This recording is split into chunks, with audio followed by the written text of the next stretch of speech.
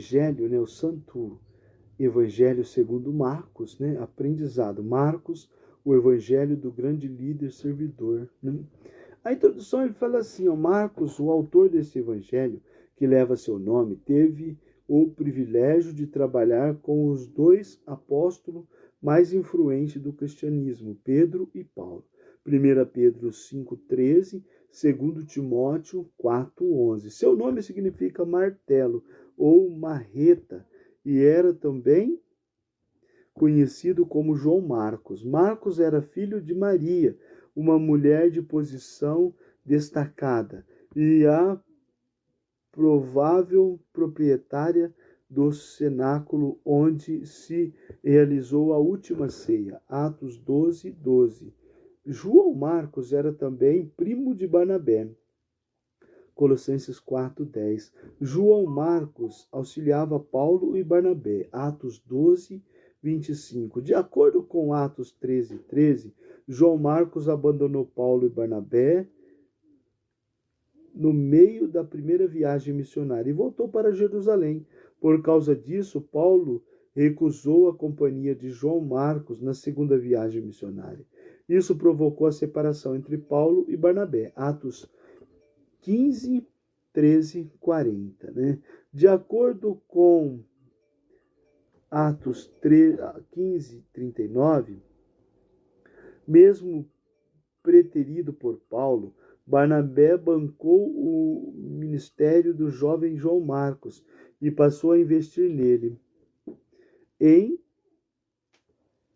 Colossenses 4,10, Paulo mostra que não guardou ressentimento para com João Marcos e recomenda que a igreja de Colossos o receba em 2 Timóteo 4,11. Né? Paulo reconhece a grande utilidade de João Marcos para o ministério, pede a Timóteo que o leve imediatamente ao seu encontro e o reconhece como um obreiro indispensável ao ministério. Em 1 Pedro 5,3, João Marcos é recomendado também pelo apóstolo Pedro, que o reconhece como seu filho na fé. João Marcos se torna o escritor do presente evangelho. De acordo com os teólogos, João Marcos escreveu o seu evangelho durante o período em que conviveu com o apóstolo Pedro, uma testemunha ocular de Jesus.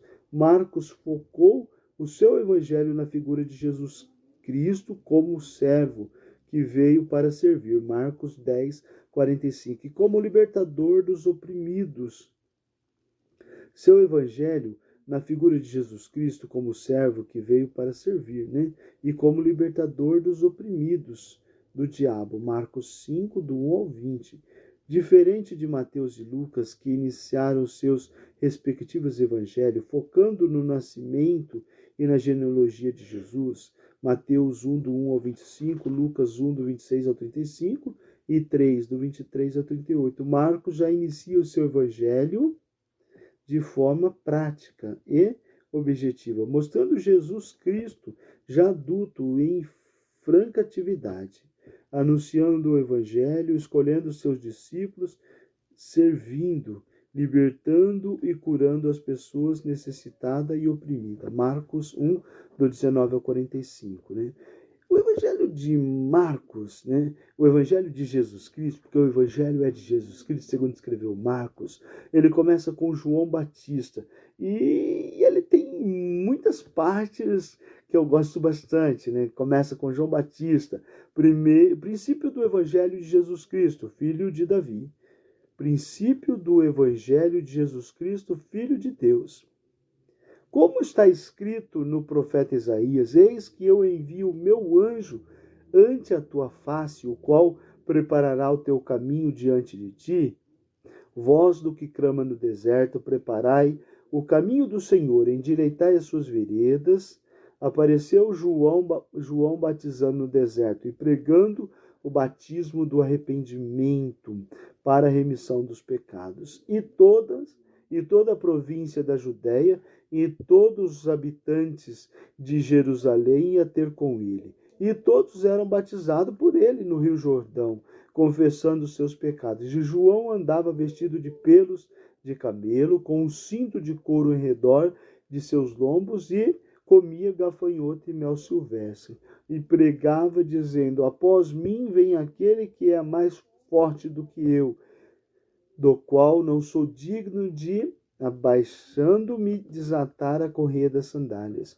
Eu, em verdade, tenho-vos batizado com água, ele, porém, vos batizará com o Espírito Santo. É tremendo, né? Começa com João Batista convidando você para o arrependimento, pregando o arrependimento, né? Mostrando para você que precisa se arrepender. Depois vem o batismo e a tentação de Jesus. E aconteceu que naqueles dias que Jesus, tendo ido de Nazaré da Galiléia, foi batizado por João no Jordão. E logo que saiu da água, viu os céus abertos e o Espírito que com pomba descia sobre ele.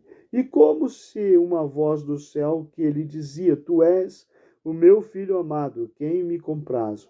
E logo o Espírito o impeliu para o deserto, e ali esteve no deserto 40 dias, tentado por Satanás, e vivia entre as feras, e os anjos o serviam. Aqui é interessante, depois ele traz assim, né, a vocação dos primeiros apóstolos, né? Depois que João foi entregue à prisão, veio Jesus para a Galiléia, pregando o evangelho do reino de Deus e dizendo: o tempo está cumprido, o reino de Deus está próximo, arrependei-vos e credes no evangelho.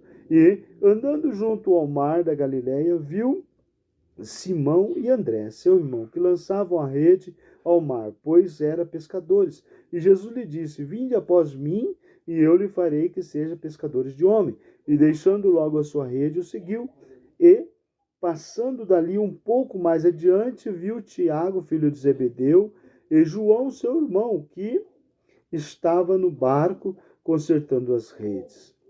Zebedeu no barco com os empregados, e logo os chamou. E eles, deixando seu pai Zebedeu no barco com os empregados, foram após ele. Aqui já começa, né? Ele traz João Batista pregando o arrependimento, o batismo e a tentação de Jesus, a vocação dos primeiros apóstolos, a cura do endemoniado de Cafarnaum. Entraram em Cafarnaum e logo no sábado, indo ele na sinagoga, ali ensinava. E maravilharam-se da sua doutrina, porque os ensinava como tendo autoridade, não como os escribas. Estava na sinagoga deles um homem com um espírito imundo, o qual exclamou, dizendo: ah, que temos contigo, Jesus Nazareno? Vieste destruir-nos? Bem sei que és santo de Deus. E repreendeu-os Jesus, dizendo: cala-te e sai dele. Então o espírito imundo, agitando-o e clamando com grande voz, saiu dele. E todos se admiraram, a ponto de perguntar entre si, dizendo: que é isto? Que nova doutrina é esta? Pois com autoridade ordena os espíritos imundos e eles lhe obedecem. E logo correu a sua fama por toda a província da Galiléia. A cura da sogra de Pedro, logo saindo da sinagoga, foram à casa de Simão e de André, com Tiago e João. E a sogra de Simão estava deitada com febre, e logo lhe falaram dela. E então, chegando-se a ela, tomou a sua mão e levantou-a, e a febre a deixou. E serviu-os. E tendo chegado a tarde, quando já estava se pondo o sol, trouxeram-lhe todos os que achavam enfermos e os endemoniados. E toda a cidade se ajuntou à porta. E curou muitos que se achavam enfermos de diversas enfermidades, e expulsou muitos demônios, porém não deixava falar os demônios, porque o conhecia, né? E levantando-se de manhã muito cedo, estando ainda escuro, saiu e foi para um lugar deserto, e ali orava. E seguiram-no Simão e os que com ele estavam, e, achando-o, lhe disseram: todos te buscam. E ele lhe disse: vamos às aldeias vizinhas, para que eu ali também pregue, porque para isso vim. Pregava na sinagoga deles por toda a Galiléia e expulsava os demônios, né? Aqui, essa passagem é uma passagem que eu gosto muito, a cura de um leproso. Aproximou-se dele um leproso que, rogando-lhe, pondo-se de joelhos diante dele, lhe dizia: se queres, bem podes limpar-me. E Jesus, movido de grande compaixão, estendeu a mão, tocou e disse-lhe: quero ser limpo. E tendo ele dito isto, logo a lepra desapareceu, ficou limpo. E advertindo severamente, logo despediu. Disse-lhe: olha, não digas nada a ninguém, porém vai, mostra-te ao sacerdote e oferece pela tua purificação o que Moisés determinou para lhe servir de testemunho.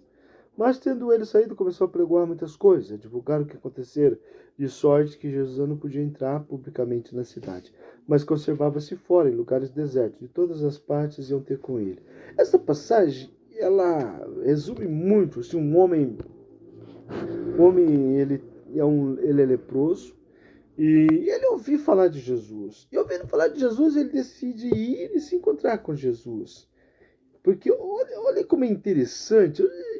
Aqui no canal tem muitas vezes a gente ministrando essa palavra na rua, né? E aproximou-se dele um leproso. Como que ele aproximou? Porque ele ouviu falar de Jesus. Ele conheceu Jesus de alguma maneira. Ele ouviu falar de Jesus, que rogava-lhe, pondo-se de joelhos diante dele. Esse homem é leproso, ele não pode entrar na cidade. Mas ele chegou, ele se ajoelhou. Ele se colocou aos pés do Senhor. E de joelho ele pede para Jesus: se queres, de joelho, rogando-lhe, pondo-se de joelhos diante dele, e dizia: se queres, pode me limpar.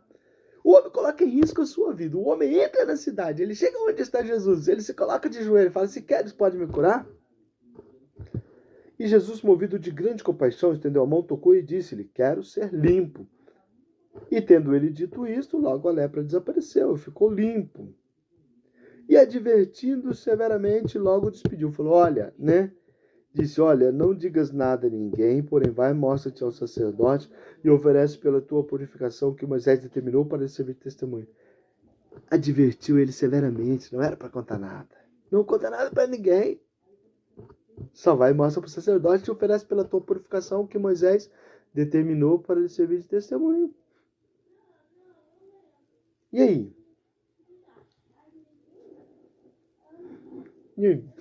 E aí? Olha o que a Bíblia diz no versículo 45. Mas, tendo ele saído, começou a pregoar muitas coisas e a divulgar o que aconteceu. De sorte que Jesus não podia entrar publicamente na cidade, mas conservava-se fora, em lugares desertos, de todas as partes iam ter com ele. Jesus falou para ele: olha, vai, não conte nada para ninguém. Mas por onde esse homem passa? Fala: Jesus cura, Jesus liberta, Jesus transforma, Jesus mudou a minha vida. Ei, se você tiver um encontro com Jesus vai te curar. Esse homem prega tanto o evangelho que Jesus não consegue entrar publicamente na cidade, de tanto que ele pregou o evangelho. Então, quero deixar um grande abraço, que Deus abençoe sua casa, sua vida, sua família. Só se nós fizermos o que esse homem fez. Jesus cura, porque ele me curou. Jesus me transformou. Se você tiver um encontro com Jesus, Deus pode mudar a sua vida. Mas Jesus vai, não conte nada para ninguém. Mas por onde passava, aquele homem falava de como Jesus era maravilhoso, de como Jesus faz milagre. Então eu quero deixar um grande abraço. Fica com Deus. Deus abençoe sua casa.